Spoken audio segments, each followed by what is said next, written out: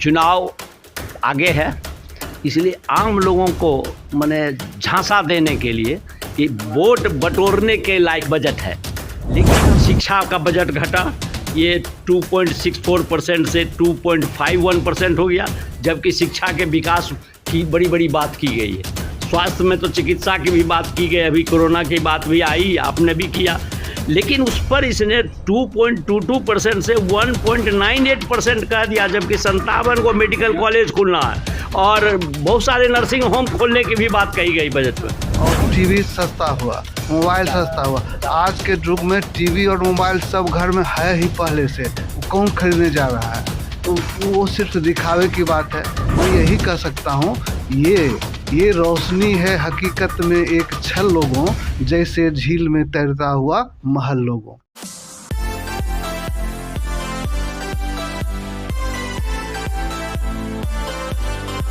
नमस्कार, आप देख रहे हैं बेगूसराय फ्रंट लाइन। इस वक्त मैं समाज सेवी और राजनीति के रुचि रखने वाले राजनीति के वरिष्ठ कार्यकर्ता चितरंजन प्रसाद सिंह के आवास पर हूँ। यहाँ पर बहुत सारे बुद्धिजीवी लोग हैं। कल संसद में आम बजट पेश किया गया। निर्मला सीतारमण ने 5वीं बार बजट को पेश किया। ये मोदी सरकार के दूसरे काल का अंतिम बजट है। इस बजट की क्या खास रही? बजट से लोगों को काफ़ी उम्मीद रहती है। इसी उम्मीद के साथ यहाँ पर जिला वकील संघ के अध्यक्ष एवं वरीय अधिवक्ता बैजनाथ प्रसाद सिंह जी हैं, इनसे बात करते हैं। आपने बजट देखा, कल के बजट का क्या खास बात रही? इस बजट को आप किस रूप में देखते हैं? क्या आपकी इस बजट में राय है? यह बजट वो संतुलित है और पॉलिटिकल के ये आगामी चुनाव को देखते हुए यह बजट है। इस बजट में आपको खास बात क्या दिखाई दी?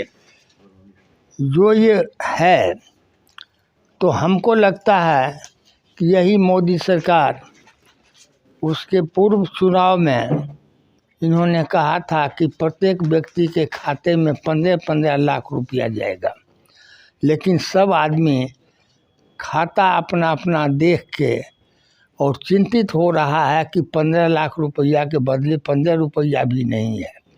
तो हमको लगता है कि 2024 के चुनाव के लाइट में ये बजट है, और कहाँ तक जनता विश्वास करे ये कहना मुश्किल है। कल के बजट का 3 अच्छी चीज़ बताइए आप। जैसे इनकम टैक्स के बारे में कहा गया है, एजुकेशन के मामले में कहा गया है, और गरीबों की जो सुविधा का मुहैया होता है उसके मामले में कहा गया। तो मैं तो यही समझता हूँ कि 2024 के इलेक्शन को मद्देनजर रखते हुए ये बजट है। आपके हिसाब से ये चुनावी बजट है? हाँ, मेरे हिसाब से बिल्कुल चुनावी बजट है। मेरे सामने हैं डॉक्टर सीताराम प्रभंजन जी, पूर्व प्राचार्य, वो साहित्यकार हैं। कल बजट आपने देखा सर, इस बजट की खास बात क्या रही? यह किसान और मजदूर विरोधी बजट है।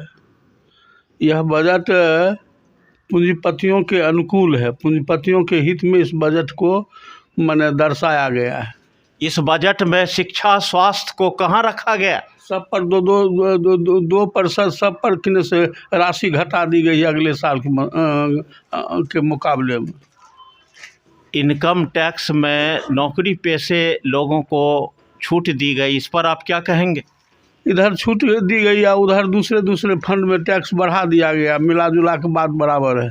ओवरऑल आपके हिसाब से कैसा बजट? चुनावी बजट है, पूंजीपतियों के हित का बजट है। बजट में गरीबों और महिलाओं के लिए कौन सी बात कही गई है? गरीबों को केवल किने से क्या कहते हैं, वो आटा दाल चावल वाली जो बात कही गई है वही है, बाकी तो कुछ नहीं। तो इस बजट को आप क्या कहेंगे? कैसा बजट? इस बजट को आप चुनावी बजट कहेंगे।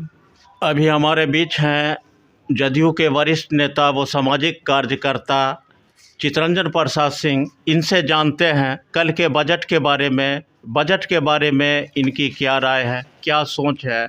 बजट से लोगों की उम्मीद रहती है और इस बार के बजट में इनकी क्या उम्मीद है। वरिष्ठ नेता है, उम्र 80 के करीब है, इन्होंने बहुत सारे बजट देखे, बहुत सारे सरकार की बजट देखे, इसी पर जानते हैं सर कल के बजट पर आपकी क्या प्रतिक्रिया है, क्या राय है सर? सबसे पहले बेगूसराय फ्रंटलाइन के प्रतिनिधि का स्वागत करते हैं। बजट की प्रतिक्रिया लेने आए हैं। मित्रों, मैं एक लाइन में कह सकता हूं, मुझको बहुत उम्मीद थी क्योंकि ये चुनाव है वर्ष है 24 का, लेकिन उस अनुरूप बजट में कोई ऐसा प्रावधान नहीं है जिससे सामान्य लोगों को राहत मिल सके।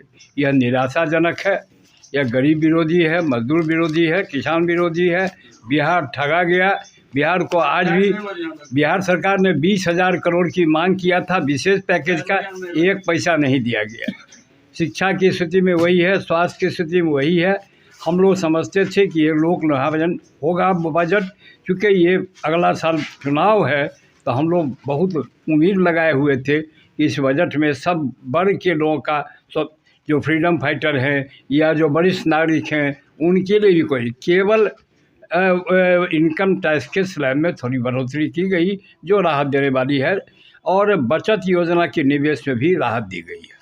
अगर आपसे पूछा जाए इस बजट की 3 खास अच्छी चीज़ आपको क्या लगी तो आप क्या बताएंगे? सबसे पहले इनकम टैक्स के स्लैब में सामान्य लोगों को जो प्रक्रिया थी 3.5 या 4 उससे 7 किया गया, ये बहुत राहत देने वाली बात है, इसमें कहीं दुराई नहीं है। दूसरी बजट में जो है उसमें पर्यटन के दृष्टिकोण से जो इलाका हमारे बिहार का भी है, दरभंगा, मधुबनी, सीतामढ़ी, उन पर्वतीय क्षेत्रों का विकास होगा। इससे यह बजट में है जिससे हमको लगता है कि कुछ न कुछ बिहार का इसमें विकास होगा। और तीसरा, जो सामान्य नागरिक हैं या सीनियर सिटीजन हैं, उनके जमा निधि पर जो टैक्स लगता था उसमें बढ़ोतरी की गई है। इस बजट में गरीब, महिलाओं और किसानों को कहाँ रखा गया? इसमें इन तीनों पर कहीं कोई विचार नहीं है। सामान्य बजट में जैसे होता था वैसे है। 3 जो उसकी खूबसूरती थी उसको मैंने कहा, और यह मिला जुला के निराशाजनक बजट। ओवरऑल इस बजट को आप कैसा बजट मानेंगे? मैंने पहले ही कहा कि निराशाजनक है। निराशाजनक। हमारे बीच है सामाजिक कार्यकर्ता डॉक्टर रामरेखा सिंह हैं। रामरेखा जी पेशे से चिकित्सा भी है और सामाजिक कार्य में गहरी रुचि रखते हैं। बजट के बारे में इनसे जानते हैं। कल जो संसद में आम बजट पेश किया गया, इस बजट में शिक्षा, स्वास्थ्य को कहाँ रखा गया? इस बजट में स्वास्थ्य और शिक्षा के लिए कुछ खास नहीं है। यह बजट भरमाने वाला है। यह बजट 9 दिन चले 2.5 कोस वाला है। इस बजट की खास क्या बात है? किस वर्ग को खुश रखा गया इस बजट में? इसमें अमीर वर्ग को, उच्च वर्ग को खुश रखा गया है। बाकी मध्यम वर्ग और निम्न वर्ग इस बजट से वो परेशानी झेलेगा। कहा गया था कोरोना काल के बाद जो है महाप्रलय आया तो बहुत चिकित्सा में जो है बहुत ज़्यादा फैसिलिटी दी जाएगी। इस पर बजट में चिकित्सा के लिए क्या किया गया, स्वास्थ्य सेवा के लिए? नहीं, हमारे नज़र में ऐसा कुछ नहीं है जिसे उद्धृत किया जाए, वैसा कुछ नहीं है। और मैं देख रहा हूँ बहुत लोगों की टिप्पणी है आयकर पर कि सरकार ने बड़ी राहत दी है। ये भी बहुत ही क्या कह सकते हैं कि ये भी गलतफहमी है। इस सरकार ने आयकर में भी लोगों को अच्छा से तराशा है, अच्छा से चाकू लगाया है। कहिए कैसे? पहले 30 लाख रुपए पर के बाद 30% आयकर लगता था। इस बार तो 15 लाख के ऊपर ही 30% आयकर लगाने की बात है। और जो इसीलिए मैं कह रहा हूँ, जो कहता है कि 7 लाख तक आयकर में छूट, ये भरमाने वाला है। 15 लाख के बाद लगने का अर्थ ये हुआ कि जो शिक्षक 20 साल की नौकरी कर चुके हैं, जो कर्मचारी 20 साल की नौकरी कर चुके हैं, वो भी 30% आयकर के दायरे में आएंगे। तो मिला जुला के ये बजट आपको कैसा लगा? मिला जुला के ये बजट मुझे बजट जैसा कुछ भी नहीं लगा। ये सरकार की सेवा करने वाला, पूंजीपतियों की सेवा करने वाला बजट है। आम लोगों के लिए इसमें कुछ खास नहीं है। गैस और घरेलू LPG में कोई राहत नहीं दी गई। हाँ तो कह रहे हैं इलेक्ट्रिक की जो है, जो सोना महंगा हुआ, चांदी महंगी हुई, इससे कौन प्रभावित होगा, है ना। और टीवी सस्ता हुआ, मोबाइल सस्ता हुआ। आज के युग में टीवी और मोबाइल सब घर में है ही पहले से, वो कौन खरीदने जा रहा है। तो वो सिर्फ दिखावे की बात है। मैं यही कह सकता हूँ, ये रोशनी है हकीकत में एक छल लोगों, जैसे झील में तैरता हुआ महल लोगों। भी हमारे बीच वरिष्ठ साहित्यकार, लघु फिल्म कथा के लेखक अनिल पतंग जी हैं। अनिल पतंग जी से जानते हैं, कल बजट जो पेश किया गया, इस बजट पर आपकी क्या राय है? इस बजट को किस रूप में आप देख रहे हैं?